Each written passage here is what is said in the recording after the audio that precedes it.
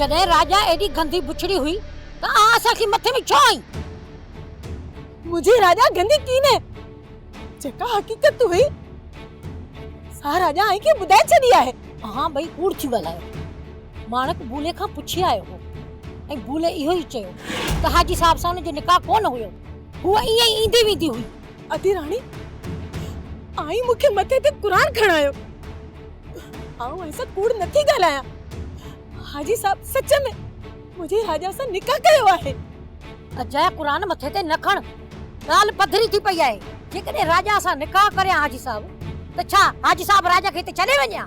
असीं गरीब माण्हू वॾनि माण्हुनि जे लाइ तितर ई तलूर वांगुरु आहियूं ऐं उहे वॾा माण्हू जॾहिं चाहिनि जिथे चाहिनि उते शिकार करे हलिया वञनि। हाजी साहब अबे अम्मा के पैसनि जो दाम ॾेई मूंखे डॿीअ में पासायो ऐं पोइ वरी मुंहिंजा पर पटे मूंखे बेवफ़ाई जी रच में फासाए हले वियो। त छोरी पोइ असां सां त सची करी आहे न त हाजी साहब सां मुंहिंजो को चक्कर हुयो। काकी मूं त माणक खे घणो ई समझायो त मूं सां निकाह न कर, पर माणक मुंहिंजी हिक न सुणी। पर हाणे जहिड़ी आहीं न पंहिंजी माउ जे लाइ आहीं, जहिड़े वगे में आई न उन्हीअ वगे में निकुर था। काकी ये न चओ, मूं माणक सां प्यार कयो आहे। इहो समूरो गुनाह ऐं पाण माणक खां बख़्शिराईंदसि। न माणक तोखे हाणे को गुनाह बख़्श कंदो ऐं न वरी असांखे हाणे तो मां किनी मच्छी जी धप थी अचे।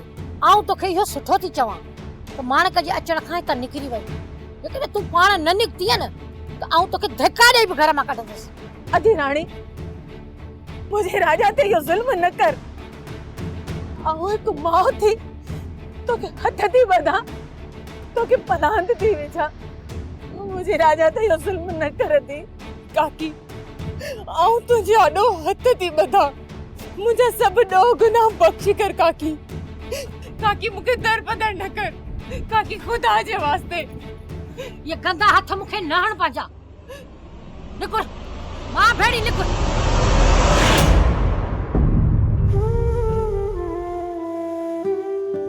काका आई हिन घर जा वॾा आहियो ऐं पंहिंजी सभिनी खता जी माफ़ी पई वठा हुईगा। काका मूंखे दर बदर न कयो। काका तव्हां काकी खे समझायो। काका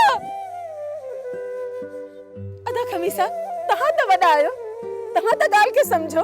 असां हाजी साहब सां राजा जो निकाह करायो हो। ॿी अहिड़ी काई बि ख़राब ॻाल्हि न हुई। असां जो रुगो एतिरो ॾोह हुयो। असां आई खे इहा ॻाल्हि लिकाई, आई खे सुणायो कीन।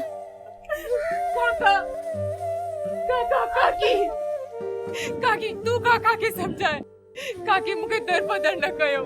काकी मुझे रहम कयो। मां काॾे बि तोखे चैम न निकुर ता मुंहिंजे घर मां। वट पंहिंजी थी हल हला निकुर।